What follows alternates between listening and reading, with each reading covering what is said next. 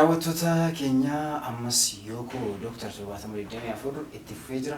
Waliin canaafirraa kooti wantoota baay'ee akkasiin barachaa jirtan abdii guddaan qaba. Amma immoo gaggabdoo namni qabu yookaan nu biratti namni gaggabdoo qabu tokko yoo kufe akkamitti gargaara kan jedhu walii wajjin ilaalla. Egaa gaggabdoonis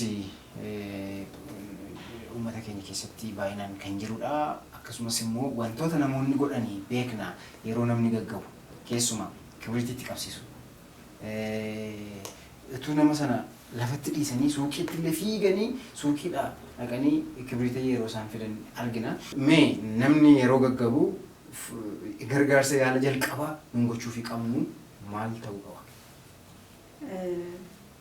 Inni jalqabaa keessumaa gaggabdoon gosa baay'eetu jira. Gaggabdoo sana nama kuffisu taanaan nama kuffisee nama bubbutu dhagna nama raasu yoo ta'e nama sodaachisa nama salaaluu fi inni jalqabaa nun gochuu qabnu sodaachuu dhiisu. Homaa nun godhu namni kufe sun homaa nurratti miidhaa geessisu hin qabu. Gaafa kanatti yaadadhe namoonni illee nan qabin ittiin bu'in ittiin siqiin sitti darba akka jechuu wayii namni gaafa inni akkas gaggabu sana yeroo isaan baqatan illee ni argina. Sirrii dhukkubi gaggabdoo hin daddarbu namaa namatti hin daddarbu sanyiidhaan darbuu danda'a. Faamilii keessa jechuun maatii keessa darbuu danda'a garuu nama kan biraarra nama kan biraatti wal qabuudhaanii hin darbu. Kanaaf namni sun yeroo gaggabu inni jalqabaa nahuu dhiisuudha paanikii gochuu dhiisuudha. Amma danda'ametti immoo jalqaba yeroo inni kufuu fedhu argine taanaan yeroo kufuu lafa balaarraa geessisuu danda'u akka hin kufne fakkeenyaaf karaa konkolaataa irratti kufuu danda'a.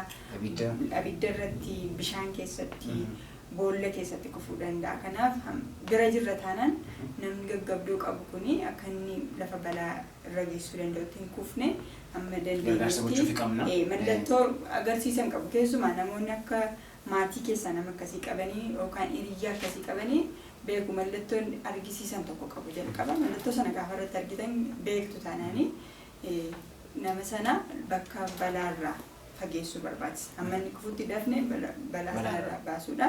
Yeroo kufu yoo dandeenya ta'ee sappoortii gochuu yeroo garmalee kufee dhagaatti akka rukutamne garmalee yeroo lafa dha'u mataan akka miidhamne gochuudhaa fi malee sappoortii gochuudha. Kanarraa kan hafe garuu isa raasu sana isa harka miila akkasitti raasu sana dhaabuu yaaluun faayidaa hin qabu. Faayidaa hin qabu hin gargaarus naabus. Qorichi kennamu jira malee sababii kibriititti gooneef yookaan immoo sababii qabnee akkasitti walitti wannoo isa gooneefi wanti sun dhaabatu jechuudha.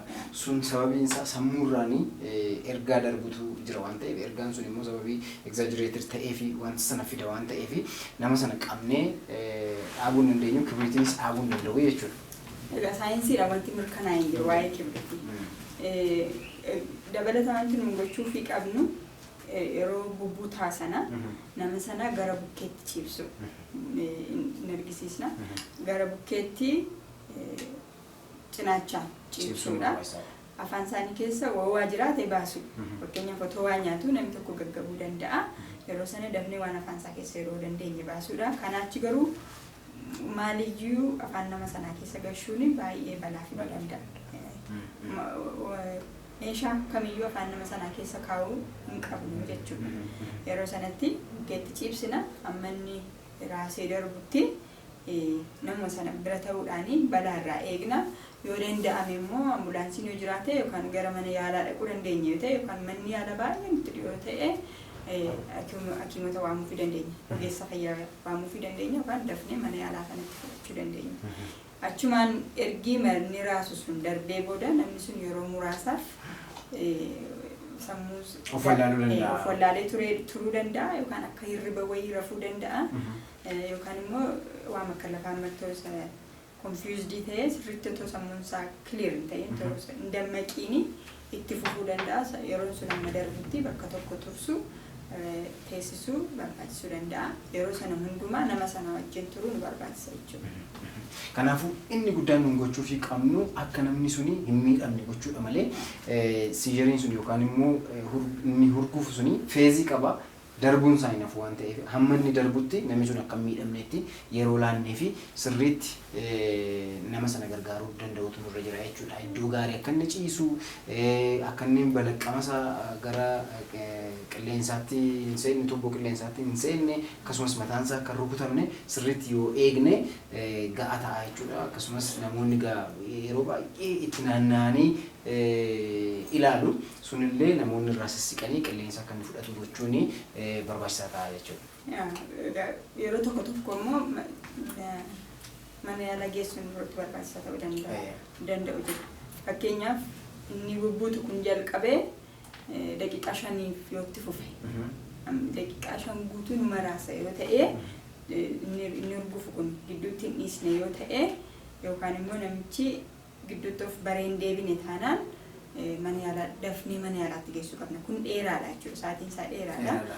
Sammuun namaa oksijiinii dhabee amma kana ol jiraachuun miidhaa fiduu waan danda'uuf mana yaalaa geessuu qabna.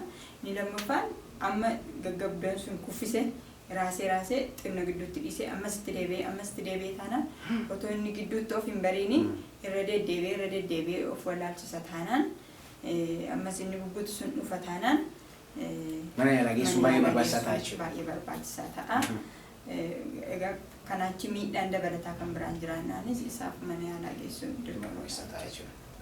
Gaaffii yoo qabaattan 70 24 hakiimonni keessan isin